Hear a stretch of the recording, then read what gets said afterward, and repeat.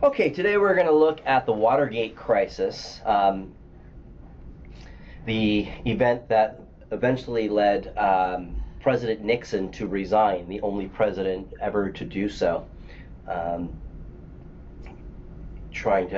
in doing so, he was preempting an imminent impeachment of his office.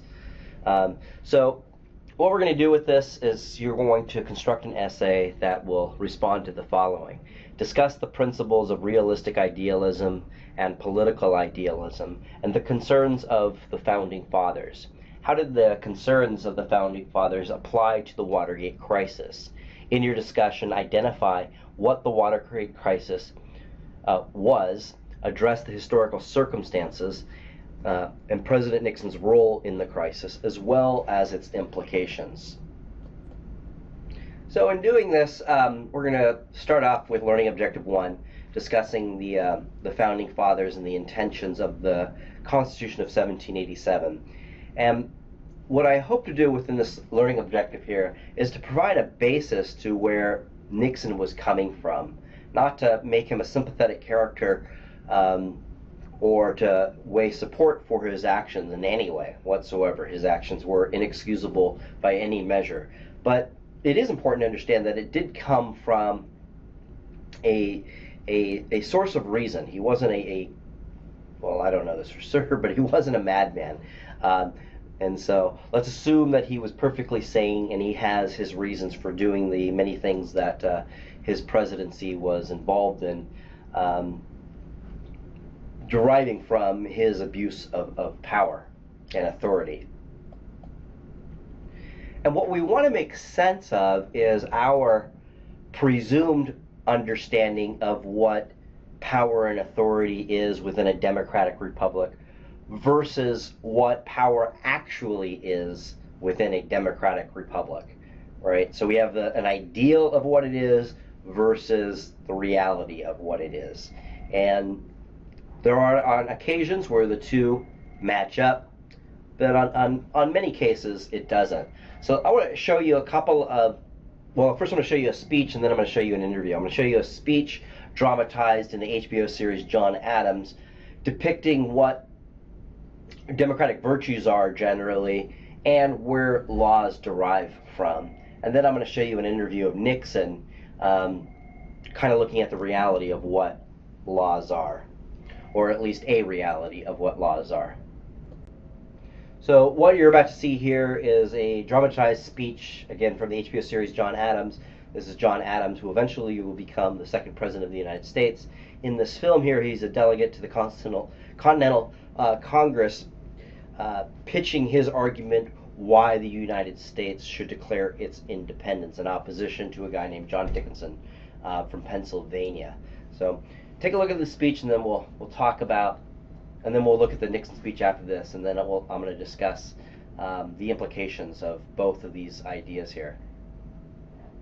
My worthy colleague from Pennsylvania has spoken with great ingenuity and eloquence. He has given you a grim prognostication of our national future, but where he foresees apocalypse, I see hope.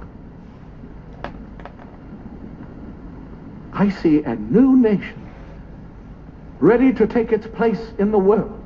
Not an empire, but a republic. And a republic of laws, not men. Gentlemen, we are in the very midst of revolution. The most complete, unexpected, and remarkable of any in the history of the world. How few of the human race have ever had an opportunity of choosing a system of government for themselves and their children.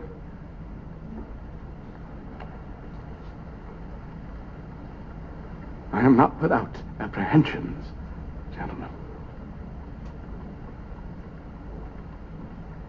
But the end we have in sight is more than worth all the means. I believe, sirs, that the hour has come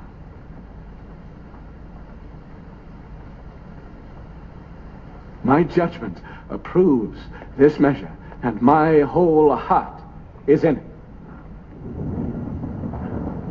All that I have, all that I am, and all that I hope in this life, I am now ready to stake upon it.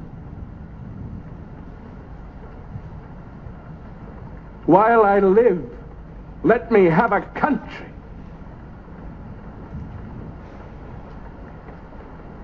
A free country.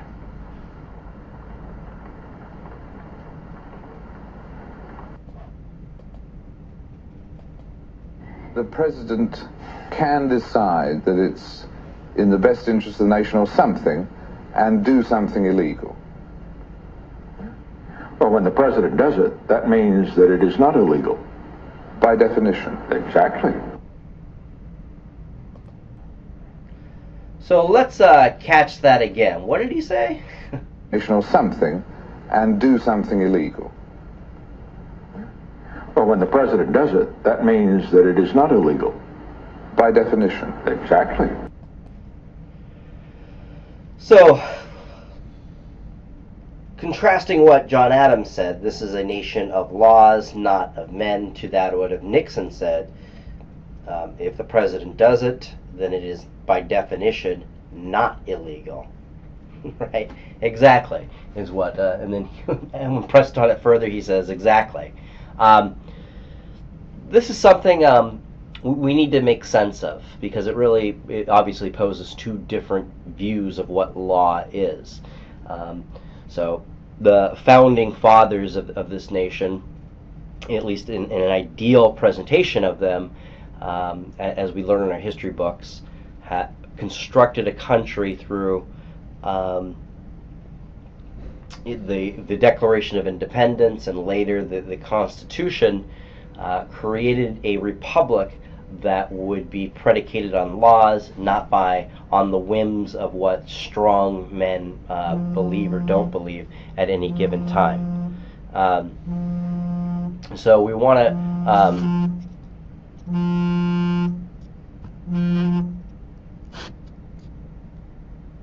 there we go. Okay, so we want to, in this lecture series, sorry, I had something buzzing on me here. There we go.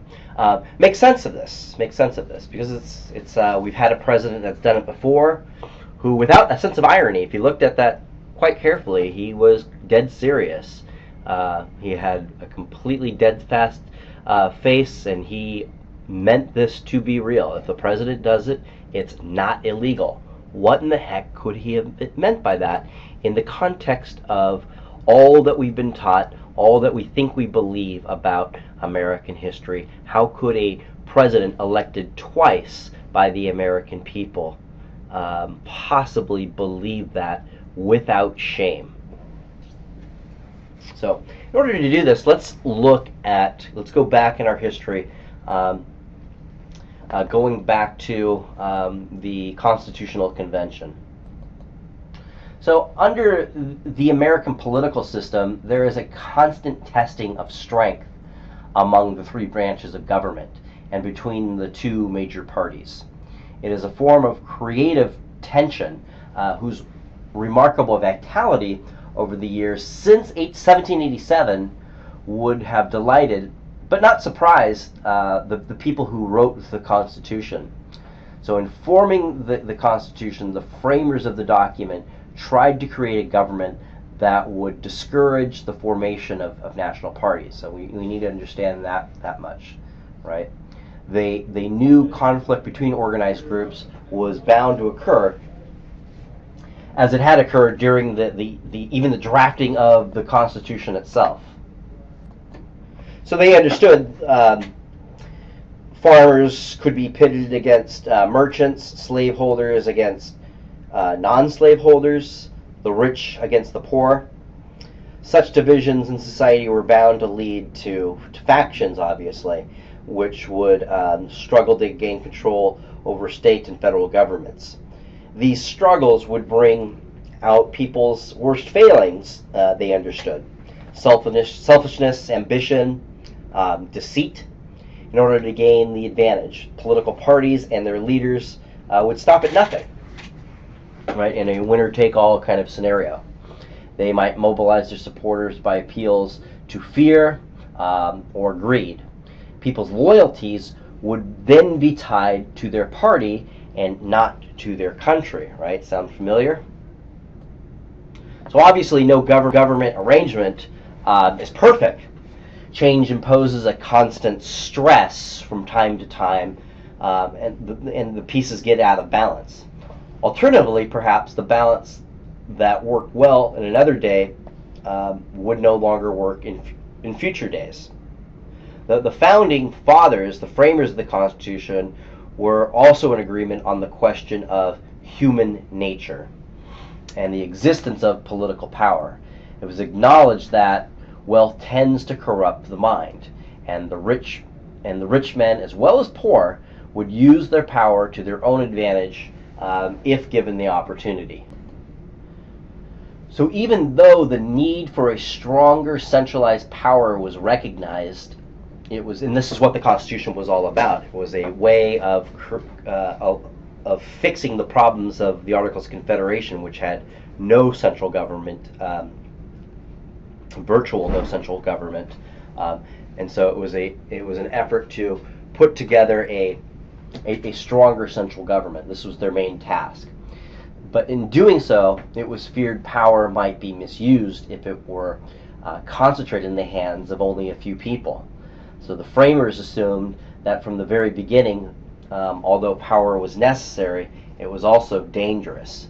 They tried to write a constitution that would ensure effective power for the government, and yet also place reliable checks and safeguards on the use of that power.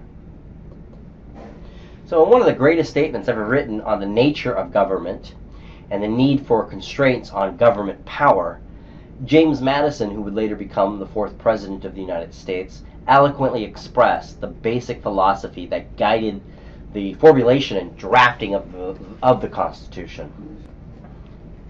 Ambition must be made to counteract ambition.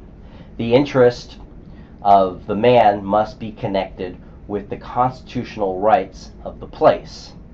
It may be a reflection on human nature that such devices should be necessary to control the abuses of government.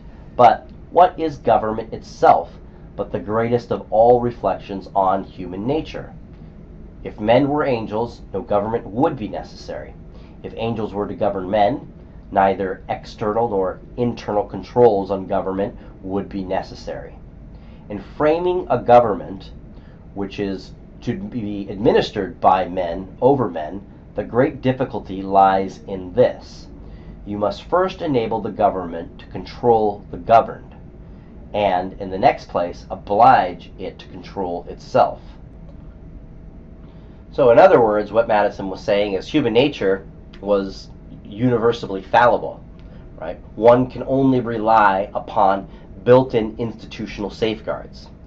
Therefore, the political activities or crimes that occurred during Nixon's administration or under J. Edgar Hoover in the 1950s would not have surprised the framers of the Constitution in any way, right? They would have anticipated that men like these would have existed and would abuse power.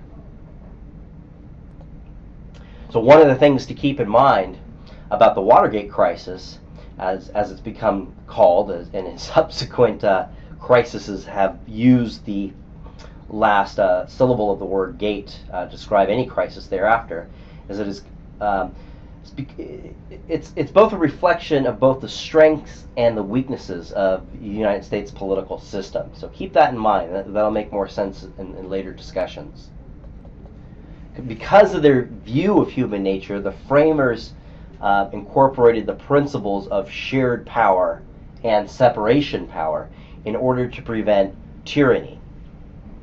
This principle set in motion a self-adjusting mechanism under which one branch checks the excesses of another or picks up initiatives avoided by another, with the interaction of the whole generally resulting in a force for moderation. Moderation of power, that is. The final question is, does a Republican form of government depend on the virtue of its people? A real important question to ask. Does it depend on good people running the government, or on the formal political institutions that control the people and their rulers? In other words, is it the character of the people who are in office that will determine whether a representative form of government will continue in this country? Or is it the nature of the political institutions with the checks and balances and shared powers themselves that protect us from human nature itself? The framers of the Constitution placed their faith in the institutions they created. So this is an important question to ask yourself. Where do you place your faith? And is the institution, are these institutions that were set up way back in 1787, do they suffice for current times, with the advancement of technology, with the amount of wealth, with the absolute power that the presidency has, even with checks and balances? I mean, you got to keep in mind, the president has the ability to launch nuclear missiles, destroying all life on this planet several times over. So this is something that this is a very deeply serious question that we need to ask ourselves. Is the Constitution enough in this given time to safeguard the abuses of power? The Watergate crisis is something to look at, because it demonstrated that the institutions, safeguards, were there to put in check somebody who was abusing power. So we'll leave it at that for this learning objective. And the next learning objective, this is where we're going to get into, well, where was Nixon really coming from? What would have justified, within reason, his actions and his decisions to abuse the authority which was prescribed to him in two separate presidential elections?